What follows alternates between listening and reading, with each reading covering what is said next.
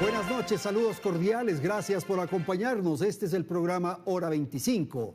Vamos a continuar con la serie de entrevistas a fondo con los candidatos a la presidencia de la República. Belén, buenas noches.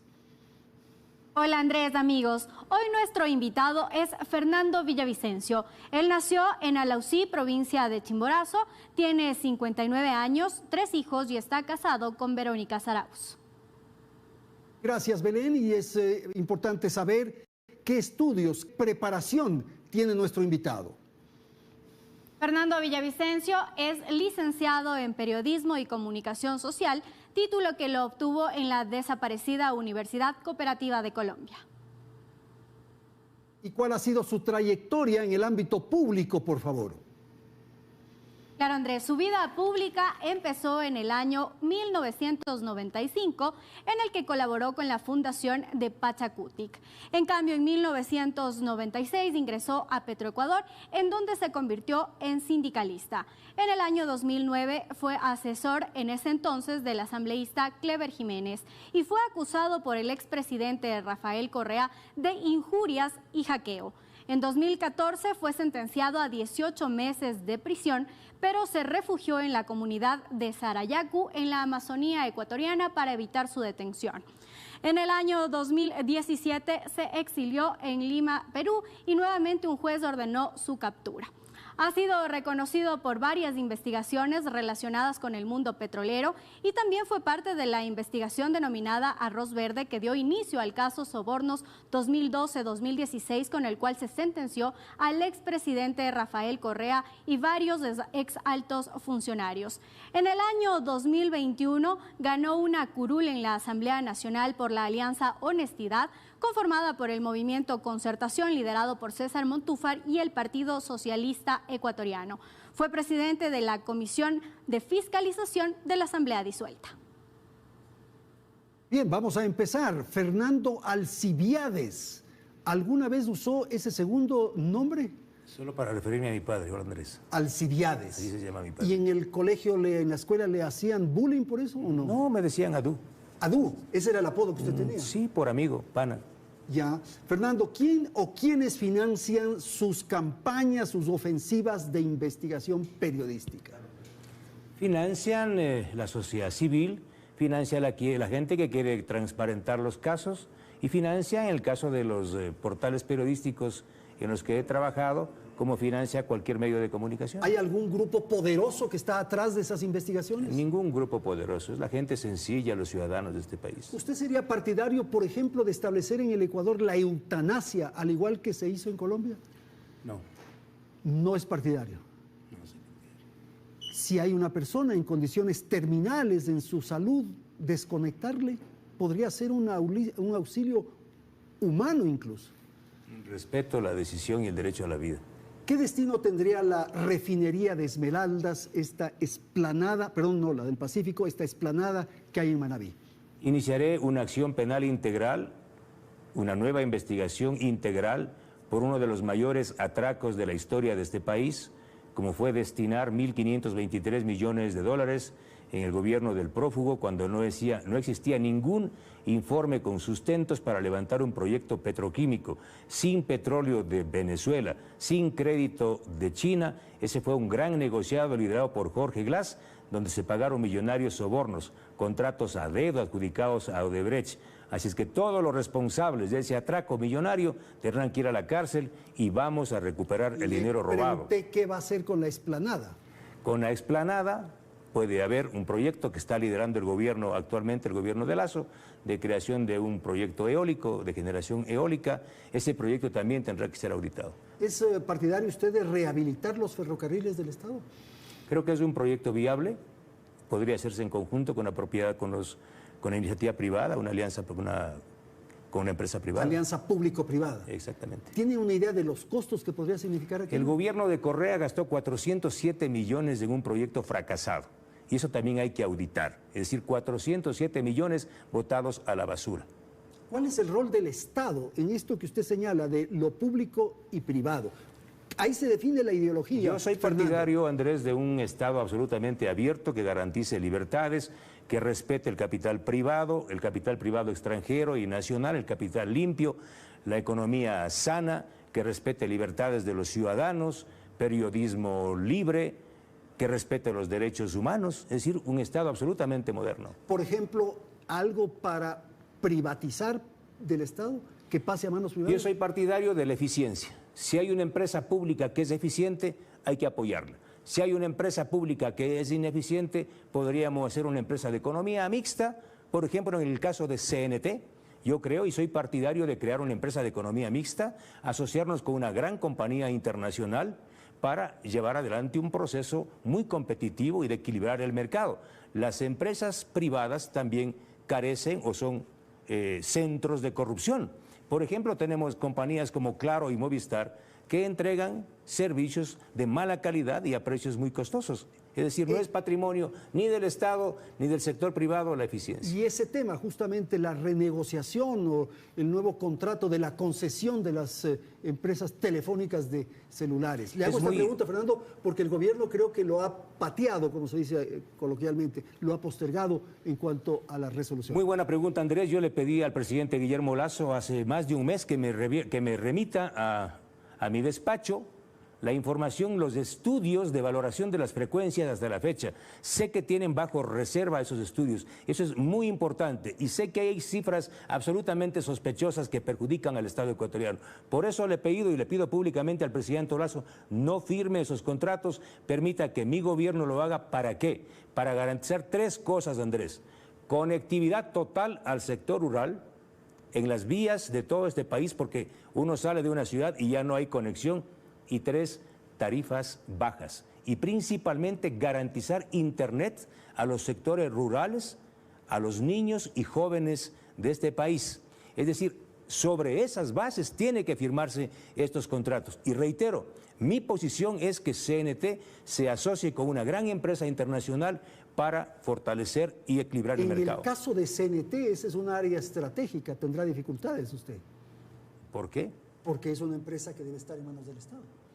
Pero si el Estado no tiene recursos, podemos asociarnos con una empresa transnacional. Además, anuncio, Andrés, que parte de mi gobierno será la revisión de la autorización para la construcción del cable submarino que provee de Internet al Ecuador y que está en manos del señor Tomislav Topic de Telconet.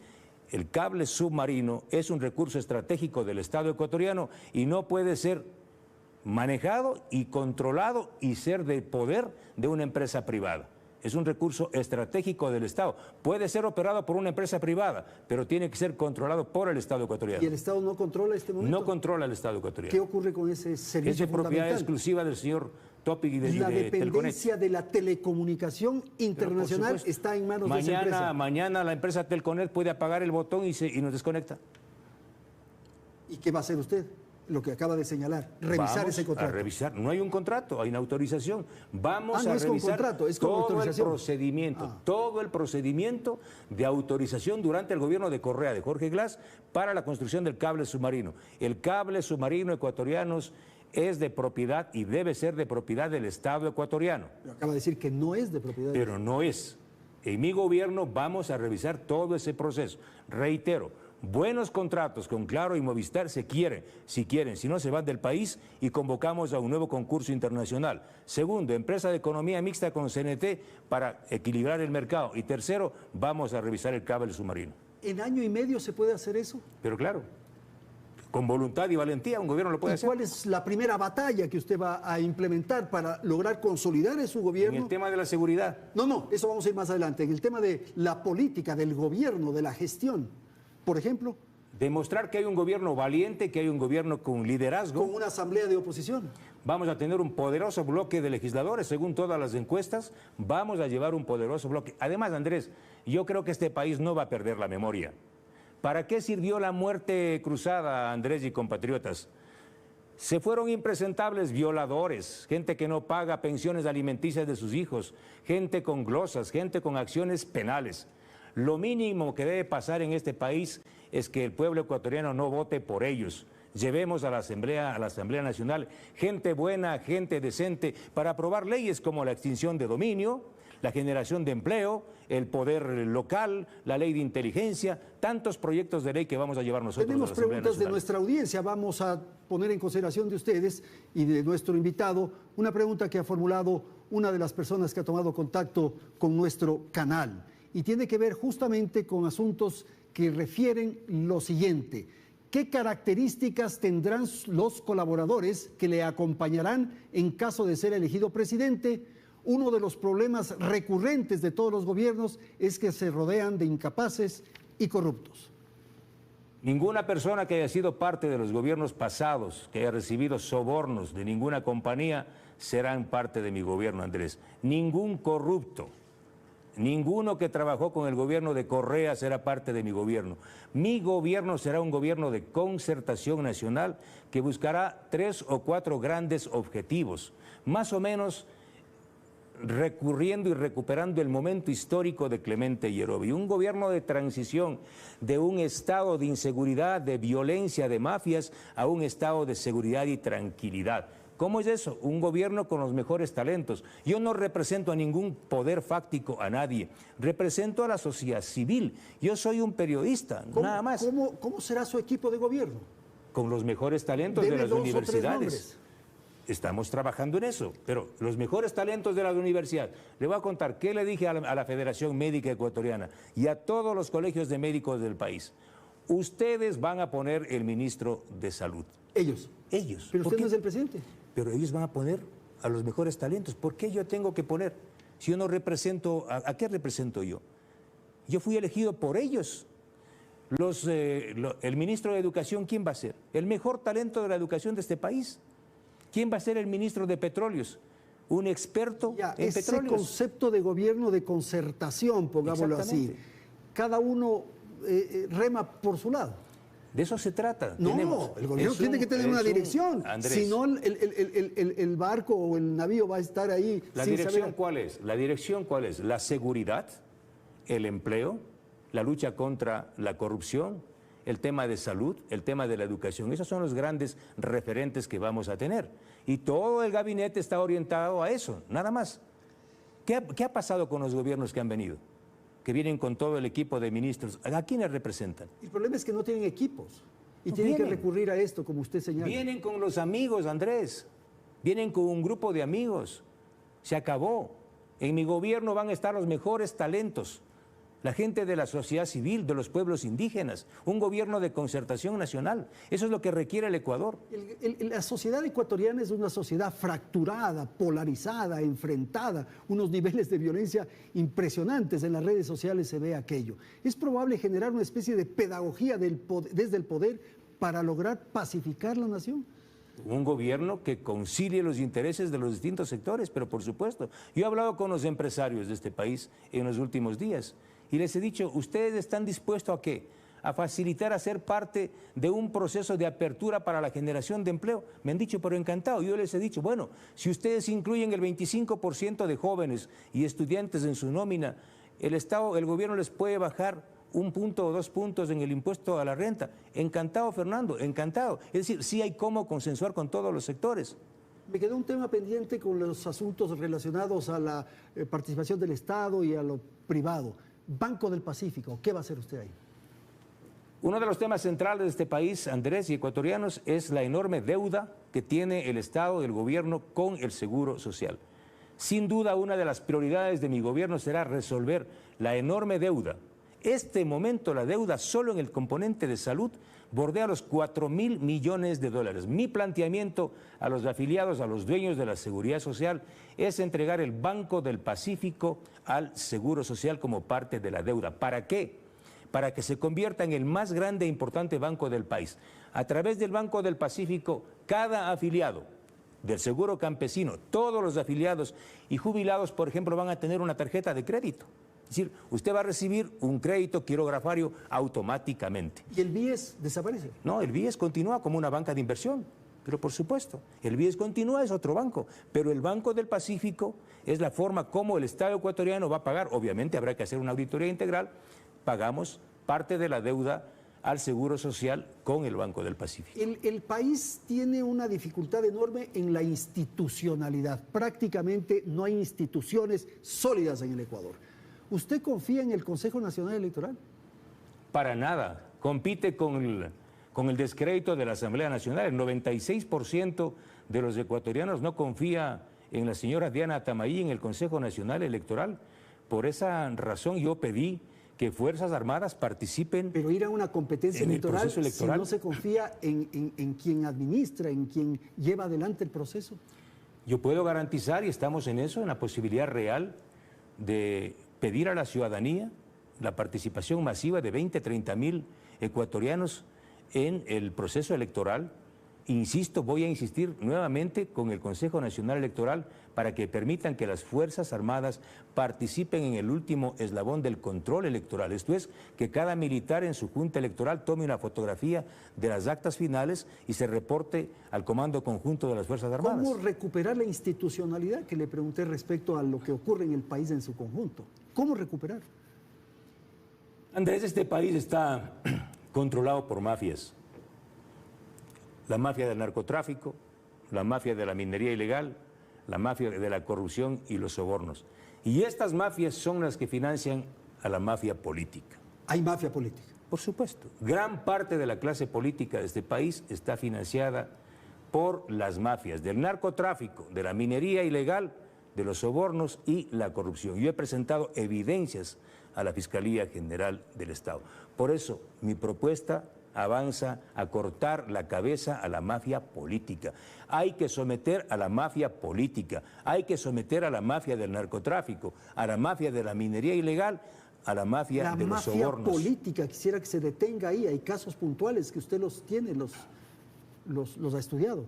Pero claro, yo presenté información de cómo en el último proceso electoral varios candidatos, principalmente de la Revolución Ciudadana, están vinculados al narcotráfico. He presentado información y fotografía donde aparece Jorge Glass con el ex líder de Jalisco Nueva Generación, Leandro Norero Tigua. Es decir, hay una serie de vínculos y de varios partidos, no solo de la Revolución Ciudadana. La minería ilegal financia a varios gobiernos locales. Por esa razón, nuestro planteamiento, nuestro plan de gobierno apunta a desmantelar a toda la minería ilegal. Hay que hacer un seguimiento de esos dineros. Me parece que esa es la fórmula más conveniente y además la que mejor resultado ha dado en otros países. Esto que llaman la ruta del dinero. Hay una economía del crimen y hay que seguir ese dinero. Hay una economía criminal y hay una impunidad generalizada en el país. ¿Qué voy a hacer? Voy a transformar a la Unidad de Análisis Financiero y Económico en el motor más potente de lucha en contra del crimen organizado. Por ejemplo, los jueces de este país tendrán que explicar de dónde sacaron sus mansiones, sus piscinas, sus carros de alta gama, y si no pueden explicar, serán procesados penalmente por lavado de activos, enriquecimiento ilícito y otros delitos. Y de la mano viene la aprobación en el Parlamento de la ley de extinción de dominio que el Correato no quiso aprobar. Con la ley de extinción de dominio les vamos a quitar los bienes mal habidos. Este será el gobierno de la recuperación de lo robado, Andrés. Y con esta plata, ¿qué va a pasar con los recursos que logremos recuperar de la corrupción? Vamos a financiar becas para los mejores estudiantes de las universidades y colegios. Permítame una pausa ahí porque es preciso poner atención a una pregunta que ha formulado uno de nuestros amigos oyentes que está atento al programa y que nos hizo llegar lo siguiente. Miren ahora mismo lo que dice nuestro amigo René Viteri. Él dice lo siguiente en torno justamente a la posibilidad de lo que estamos hablando. Me gustaría saber si el señor candidato retomará los créditos educativos para los jóvenes que no pudieron ingresar a la Universidad del Estado por falta de cupos y continúen en sus estudios en universidades particulares. Eso empata con lo que acabo de decir. Exactamente, por primera vez en la historia de este país, todo lo que se recupere de la corrupción, del robo, del pillaje de esta patria, vamos a destinarlo a los jóvenes, a la educación, becas, pero algo más. La buena nueva para los estudiantes de este país: se acabó ir a golpear la puerta de las universidades públicas. Libre ingreso a la universidad. Algo más: los estudiantes podrán estudiar y trabajar en ramas similares. Hoy no se los permite, deben tener experiencia. Se acabó. Y por último, El Estado no va a meter la mano en la conciencia de los jóvenes. Si ustedes quieren ser poetas, estudien literatura. Si quieren ser médicos, vayan a estudiar medicina. Se acabó, los jóvenes van a ser libres. Reitero, puertas abiertas de la universidad pública. Pero eso no funciona tan así, Fernando. Funciona tan así. El Ecuador requiere unos profesionales. Imagínense que todos se vuelvan poetas por llevar a un extremo. ¿Qué pasa con los médicos? ¿Qué pasa con los abogados? ¿Qué pasa con los arquitectos? En fin. Pero los poetas hacen mejores cosas que... Yo no voy a discutir aquello, me parece hermoso. ¿No te gusta la poesía? Absolutamente, soy partidario de la poesía, pero hay que enrumbar al país, hay que dirigir al país. Todo se planifica, pero si un joven quiere estudiar medicina, vaya, estudie medicina. ¿Por qué CENESID tiene que decirle, no señor, usted va a seguir veterinaria? Eso se acabó. Simplemente pongo un ejemplo. Lo importante es que en mi gobierno las universidades públicas van a estar abiertas. Mira, yo vengo de Santo Domingo de los Áchilas. El correísmo se negó a aprobar en la Asamblea Nacional la creación de la universidad para Santo Domingo. Yo les digo a los jóvenes de Santo Domingo, como los dije allá, en mi gobierno, con nuestro bloque parlamentario, Santo Domingo tendrá universidad pública. ¿No será mucha demagogia esto de ofrecer todo, de ofrecer todo? ¿Cuánto necesitas para una universidad? Una ley en el Parlamento. Sí, pero ¿cuánto en recursos económicos? No tengo idea, pero sí en el Parlamento. Pero sí, ¿quiénes se niegan? ¿En año y medio se podrá hacer eso? ¿Quiénes se niegan? Podemos aprobar en 3 meses una ley. En 3 meses se puede aprobar una ley. Lo que pasa es que siempre bloquearon. Andrés, nosotros estamos en una democracia sobreviviente. Acabamos de salir de una conspiración de 2 partidos políticos que querían tomarse todos los poderes. Somos unos sobrevivientes. Por esa razón es absolutamente importante el tipo de parlamento que vamos a elegir para aprobar ese tipo de leyes. Fernando, ¿qué le hace llorar a usted? El silencio, la injusticia. ¿Cuándo fue la última vez que lloró? Cuando allanaron mi casa en diciembre, en la Navidad del 2013, porque las lágrimas de mis hijos se contagiaron con las mías. Y no quiero que vuelva ese gobierno que allanaba las casas de los periodistas, que perseguía periodistas, que perseguía disidentes. Y por eso estoy aquí de candidato, Andrés. ¿Cuál es su ideal de felicidad? Que los niños de mi provincia, el 40 de cada 100 niños de mi provincia sufren de desnutrición crónica. Por eso uno de los principales objetivos de mi gobierno será transformar en torno al seguro campesino. El seguro campesino, los dispensarios del seguro campesino se van a convertir en las comunidades digitales para atender 3 cosas. Bien que me pregunta eso. Primero, internet gratuito para los niños de las comunidades rurales, ¿sí? A través del 1% de la facturación total que pagan las operadoras, vamos a dar internet gratuito. Segundo, un plan de nutrición integral para todos los niños del sector rural para resolver este problema. Y tercero, la educación. ¿Pero cuál es su ideal de felicidad? Que estos niños salgan de esa condición. Si podemos resolver el problema de la desnutrición de este país, 1 de cada 3 niños. Andrés, la cifra completa es $50 millones se requiere para resolver el problema de la desnutrición infantil. Es decir, el mismo costo que la coima de Carlos Politz. ¿Cuál es el miedo más grande que usted tiene? A que los niños de Chimborazo no resuelvan su problema. Vamos a ir a una pausa, tenemos que atender la publicidad. En un instante, la segunda parte de este diálogo con Fernando Villavicencio.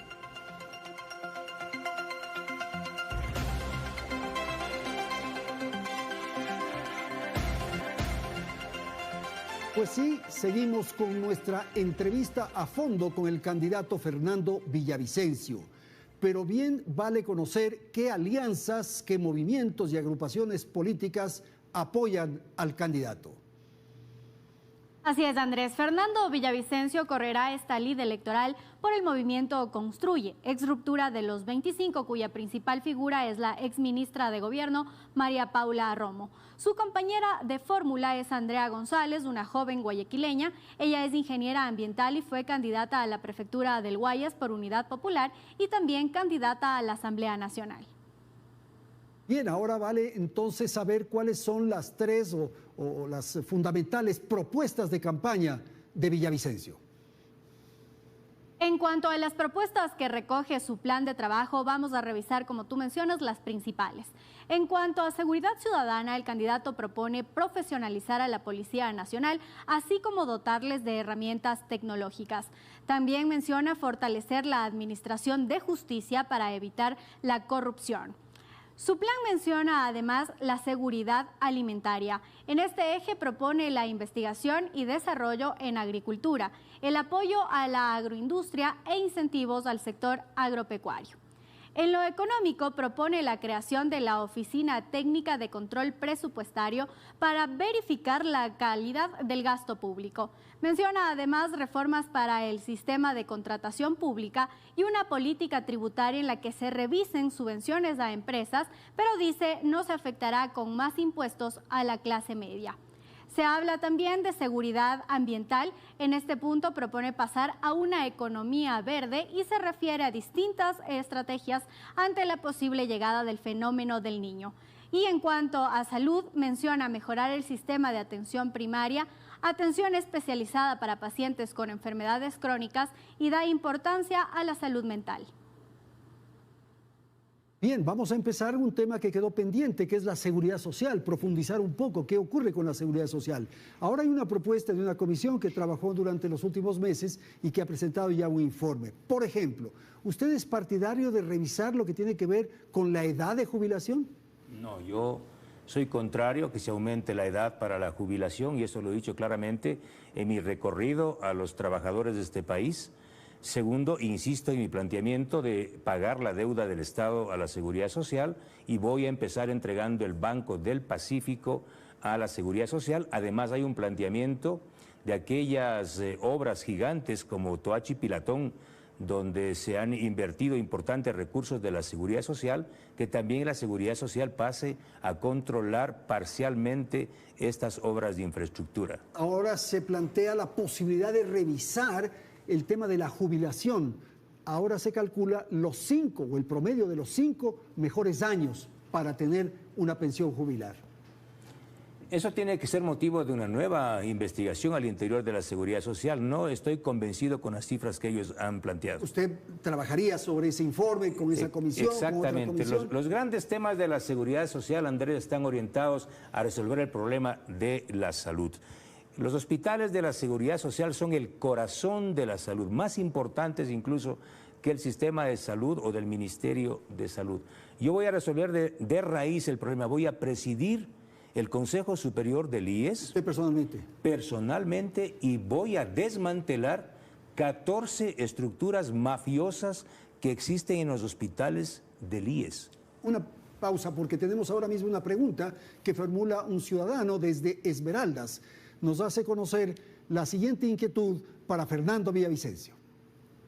¿Cómo va a hacer usted para parar el robo, que es lo que se da en el Seguro Social de las medicinas? Que el afiliado que está enfermo y necesita esa medicina nunca la tiene, pero sí la hay, pero la venden a otros proveedores. Eso quiero que usted lo diga por televisión a nivel nacional. ¿Cómo va a hacer para parar los robos en el Seguro Social? Ese es el sentir de la gente, exactamente eso. Cuando yo revelé una foto, Andrés, de un parlamentario Latin King bañándose en una piscina de una de las mafias que controlaba y controla la Seguridad Social, no es que yo lo hice porque apareció, no. Es que hay 14 grupos mafiosos que son los que proveen de medicinas e insumos médicos con sobreprecios y están vinculados a una red de intermediarios. Se acabó. En mi gobierno se acabó. Vamos a comprar directamente la medicina a los fabricantes, empezando por la empresa nacional, y si no puede garantizar la empresa nacional farmacéutica, contrataremos a nivel internacional en concursos abiertos. Se acabaron los intermediarios. Yo te pongo un ejemplo, que lo investigué en la Comisión de Fiscalización. Una persona fue al hospital del IES a hacerse calzar 3 piezas dentales. No hay, le derivaron a una clínica privada. Vino la factura por 48 piezas dentales. Y luego se preguntaba a la señora, oiga, ¿cuántas piezas dentales tenemos los seres humanos? Se acabaron las mafias del IES. Andrés, afiliados, jubilados, a patadas voy a sacar a las mafias de la Seguridad Social. El gran problema del país es la informalidad, Fernando. Existen, yo diría, 2 países. Un Ecuador formal, que paga los impuestos, que tiene a sus trabajadores afiliados, en fin. Y hay un país, hay un Ecuador, que es de la informalidad. Bueno, esto no se puede resolver de la noche a la mañana. No tanto las cosas que se ven en las calles, los vendedores ambulantes, sino el incumplimiento, en definitiva, el no estar con la ley. Va mucho más allá, se trata de resolver el problema de la producción, de la productividad y de la generación de empleo. Si no generamos empleo, este país no va a cambiar, la informalidad va a crecer, tenemos un 65% de empleo y subempleo, lo cual es dramático en la historia de este país. ¿De qué se trata eso? ¿Cómo impulsamos el empleo? ¿Cómo impulsamos la garantía para que la inversión privada extranjera venga, para que los propios empresarios ecuatorianos se animen a invertir? ¿Cómo si tenemos un sicario en la esquina? ¿Cómo si la señora que tiene $10,000 quiere invertir, abrir su negocio y sabe que está ahí un vacunador? La clave es tranquilizar al país, devolverle la paz. Y eso se logra con mano dura en contra de la delincuencia. Hay una sensación de tugurización del Ecuador. Muchas veces recorremos nuestras ciudades, nuestros pueblos, y hay esa sensación de tugurios en donde estamos viviendo, Fernando. Pero claro, sometidos todos los días por estructuras criminales. Por eso mi planteamiento, mira, es mucho más de fondo. ¿Cómo vamos a someter a estas estructuras criminales? ¿Qué es lo que está pasando en los barrios con el microtráfico? ¿Por qué se generan estos casi ejércitos de escuadrones que están cuidando armados? ¿Por qué? Les he dicho a las madres de la provincia del Guayas, en los barrios más profundos de la provincia del Guayas, en Guayaquil, ¿qué es lo que te piden las madres? Señor Villavicencio, no podemos más con nuestros hijos sometidos a la droga y al microtráfico. Yo les digo, en mi gobierno voy a acabar con la tabla de consumo de drogas y vamos a crear un registro de pacientes consumidores que serán tratados en el marco de una política pública de salud. ¿Cómo? Con todos los recursos económicos, Andrés, que se recuperen de la droga, del tráfico de estupefacientes, vamos a crear unidades médicas en el Ministerio de Salud para tratar a los pacientes. Esto, sin duda, es importante. Esto te pide la gente. Pero, ¿usted es partidario de legalizar el consumo de la droga? Existen drogas que están legalizadas. Como tema mundial, no solamente local. Ese es un proceso a largo plazo. Existen drogas que están legalizadas ya, como el cannabis, por ejemplo, ¿no? Pero otras drogas tienen que ser combatidas. Este rato, en la tabla de consumo de drogas, ni siquiera se registran muchas drogas que van creando y que son altamente letales. Por eso es que esta tabla ya no sirve este momento, tiene que ser dada de baja y crear un registro de consumidores. Y un plan de salud pública en torno al tema del consumo de drogas. Jamás se ha hecho esto. Todos los recursos provenientes de la captura de droga serán destinadas a estas unidades médicas para tratar a los pacientes consumidores. Ahora, el problema es que tenemos un comportamiento, una conducta de país subdesarrollado. Bueno, vamos a seguir teniendo mientras tengamos gobiernos mediocres, blandengues y corruptos.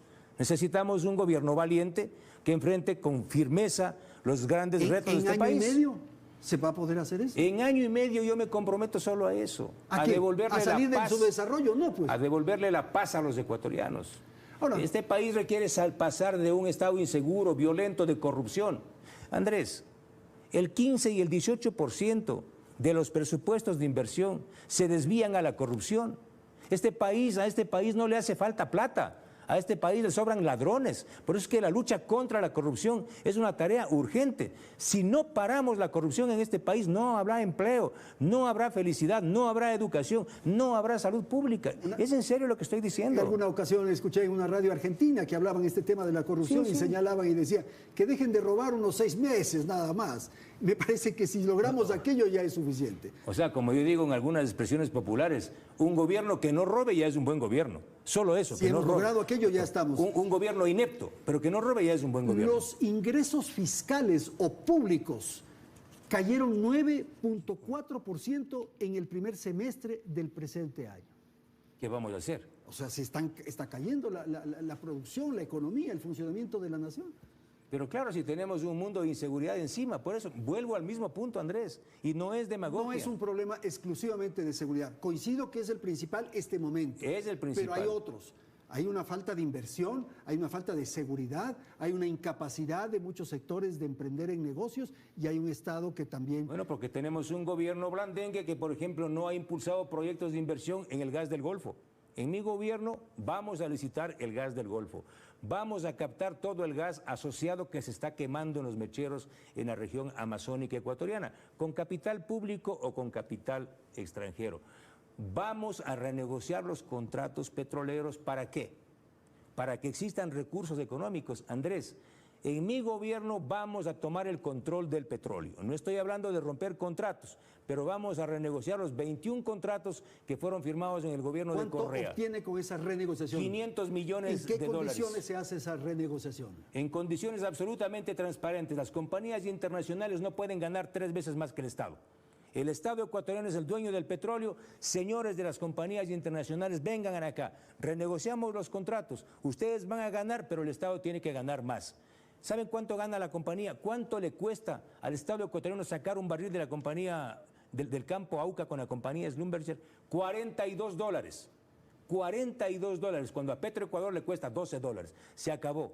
Este momento, el castigo para nuestro petróleo en los contratos con Petrochina es de $21 por barril.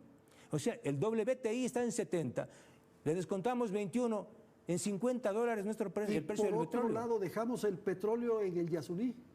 Bueno, eso depende de los ciudadanos. ¿Qué piensa usted? Yo voy a votar sí, pero tengo una salida en el caso de que gane esos 1.200 millones que se deja de percibir? Primero que con la renegociación. Esa no es la cifra. No es la cifra. ¿Cuánto es? La cifra. La cifra es inferior, aproximadamente $600 millones. ¿Y con la renegociación? Con la renegociación de los contratos petroleros vamos a obtener $500 millones. Este es el único candidato que tiene una salida en caso de que gane el sí, y en caso de que gane el no también tengo una salida.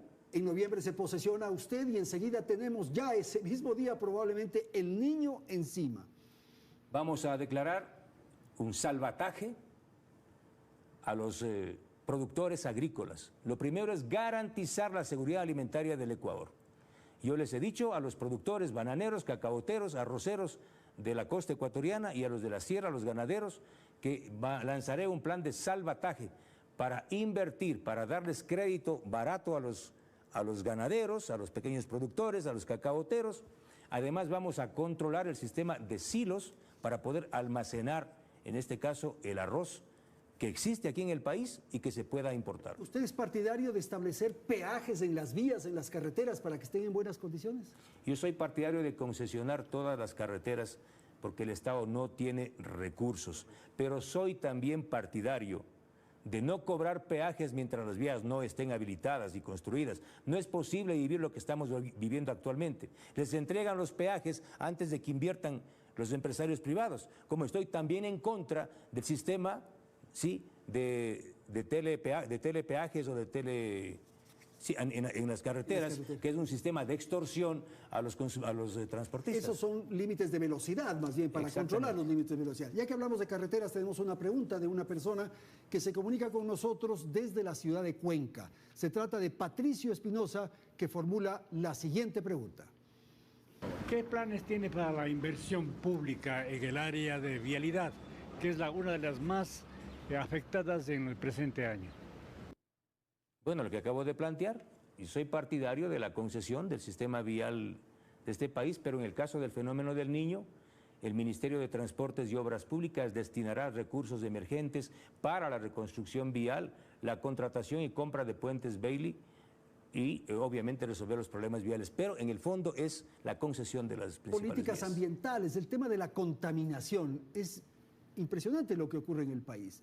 Y hay contaminaciones que se expresan en el aire, en fin, pero también en la contaminación visual, lo que decíamos de las tuburizaciones. Nuestras ciudades son un centro de una enorme contaminación visual con letreros, con vallas, con basura visual. Bueno, sí, en eso creo que tengo una candidata a la vicepresidenta de la República que tiene un proyecto ambicioso de luchar de una forma horizontal en contra de todas las expresiones de contaminación, desde la contaminación de las fuentes de agua en la región amazónica.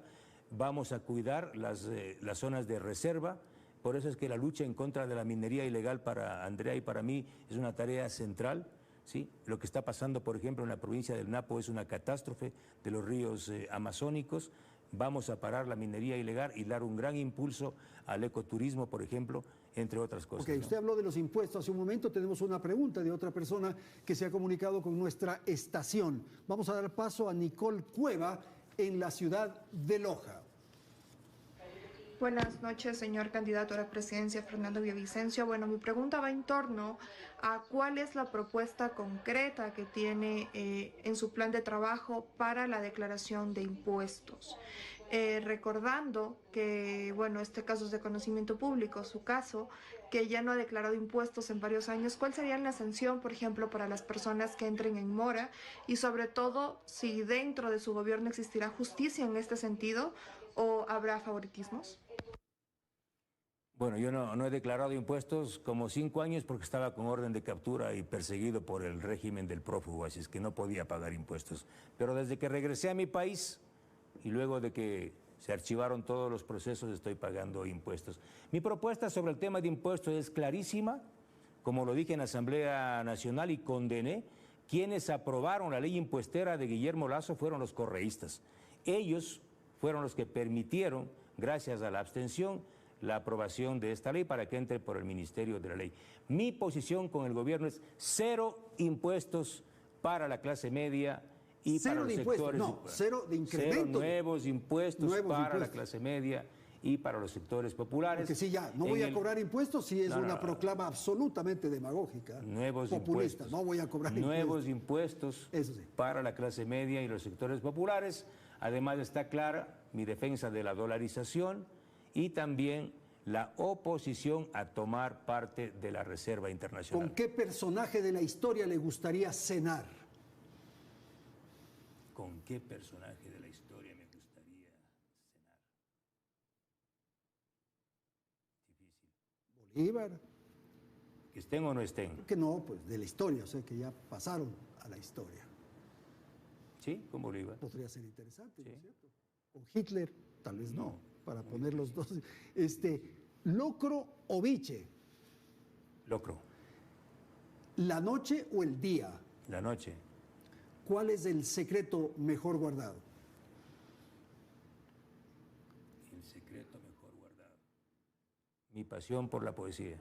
Vamos a ir a una pausa. En un instante retornamos con la tercera parte, el tercer segmento de Hora 25.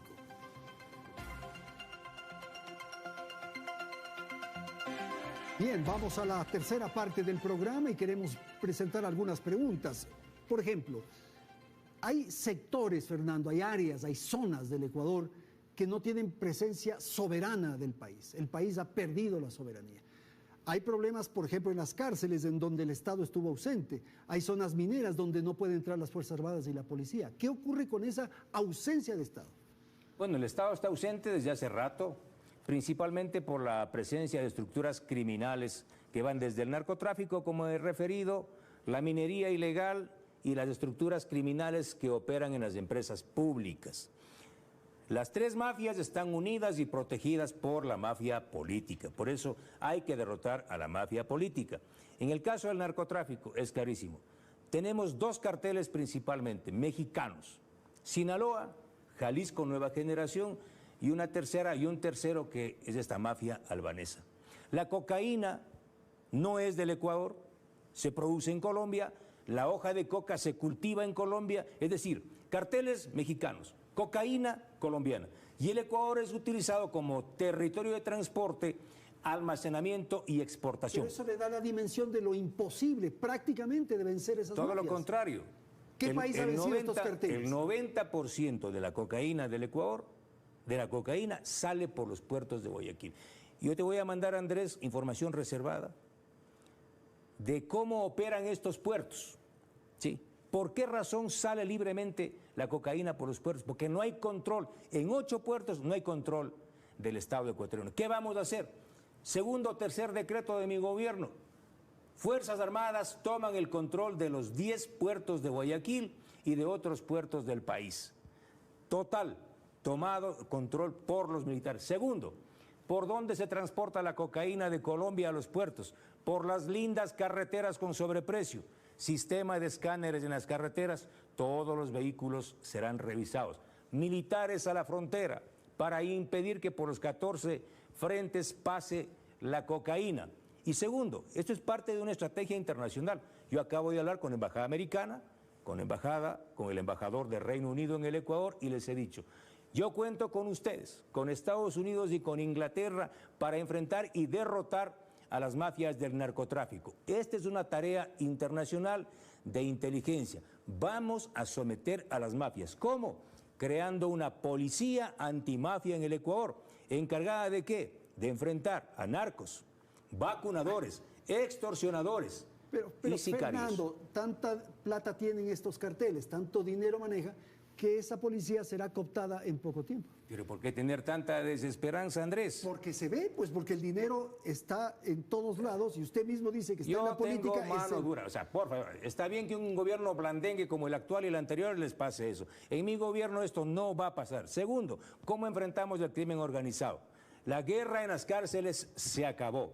El único candidato que tiene un proyecto real, vamos a sacar a todos los delincuentes peligrosos de las cárceles principales de Quito, de La Tacunga, de Esmeraldas, de Guayaquil, a una cárcel de altísima seguridad, completamente aislada, que será creada en la Amazonía ecuatoriana. Ahora es un cuartel militar. Vamos a construir esa cárcel y ahí estarán completamente aislados. Se acabó la dirección del crimen organizado desde las prisiones. Señor, ¿cuál va a ser su política internacional, por favor? Absoluta apertura, acuerdos de libre comercio con con Venezuela, todos. por ejemplo, va a restablecer las... Yo no reconoceré a ningún gobierno autoritario, violento, que viole derechos humanos, que se haya perpetuado en el poder como Nicolás Maduro y el gobierno de Nicaragua, por ejemplo. Pero absoluta libertad, acuerdos de libre comercio incorporando otras variables, como por ejemplo la ética en los acuerdos comerciales, la cultura y el arte, porque siempre son las mercancías, sí, pero nunca está la cultura, nunca está el arte. La movilidad humana, la migración, la restricción a los extranjeros, a los migrantes. Absoluta restricción. Ingreso selectivo de ciudadanos, registro migratorio absolutamente impecable. No entrarán delincuentes a este país. ¿Cuál es su primer decreto? Ya dijo que el tercero probablemente es el primer decreto no va a ser delegar a mi vicepresidenta que haga alguna cosita o que sea el florero. Andrea González Nader va a gobernar conmigo, va a hacer todas las actividades de la presidencia. ¿Por qué? Porque el tema ambiental es un tema transversal a todas las actividades. Se acabó eso de que el presidente le da por decreto responsabilidades a su vicepresidente. Vamos a trabajar de forma conjunta. El segundo o tercer decreto será la militarización de los puertos, la creación de la policía antimafias, la transformación de la UAFE en el motor más potente para perseguir a la economía criminal y recuperar lo robado. Es decir, vamos a hacer en año y medio lo que no se ha hecho en mucho tiempo, Mientras Andrés. usted se esfuerza en ese ámbito, por el otro lado le están tomando las instituciones de control, por ejemplo. ¿Quiénes? Pues usted está viendo toda la ofensiva que hay para bajársela a la fiscal, para tomarse la Contraloría, para tomar una serie de instancias de ese orden. Andrés, yo tengo confianza de que el pueblo ecuatoriano no va a votar por estos parlamentarios delincuentes que fueron sacados de la Asamblea. Tengo la confianza de que vamos a llevar un bloque potente y con otros bloques vamos a buscar consensos para aprobar leyes importantes para generar empleo. Pero Andrés, si vuelven los conspiradores a la Asamblea Nacional, personalmente lideraré la movilización del país para acercar la Asamblea Nacional. A ver si esto es impresentable. ¿No es democrático, pues? Por supuesto que es si democrático. La expresión popular ha sido llevar a ellos como representantes. Antidemocrático es conspirar, no aprobar leyes para generar empleo, para luchar contra la corrupción. Eso es antidemocrático. Y si persisten en la conspiración, la Constitución de la República me da instrumentos para nuevamente mandarlos a la casa. Por ejemplo, ¿qué disposición convocar a una consulta popular? Por supuesto. Y mandamos a la casa a todos. Y convocar a otra consulta. No podríamos tener dos muertes cruzadas. Bueno, podemos volver a la Constitución del 98. ¿Eso podría plantear? Claro. Y luego una constituyente. Si tenemos una asamblea conspiradora con el correísmo y el Partido Social Cristiano, o reeditando esa mezcla de Nebot y Rafael Correa en la próxima asamblea, a mí no me va a temblar la mano de mandarles a la casa. ¿Solo haber luchado en contra de la corrupción le da a usted las credenciales para ser presidente de la República? De no ser parte de la mafia. Yo no tengo rabo de paja como los otros candidatos que viven de sobornos, ¿sí? Que son hijitos de papá. Yo soy un campesino alauceño y no vivo en barrios exclusivos. ¿En qué circunstancias se cambia usted de vereda cuando se encuentra con Rafael Correa? Yo le tengo compasión al señor. Él se cambia de vereda, tiene que ir a la cárcel. ¿Cuál es tu mayor inseguridad, lo que te pone colorado? Guardar silencio sobre casos graves. ¿Ha dictado ya su epitafio? ¿Aún no? ¿Le tiene miedo a la muerte? No. Vamos a ir a despedir el programa. Muchísimas gracias por su participación. Ha sido Fernando Villavicencio esta noche aquí en los estudios de Teleamazonas.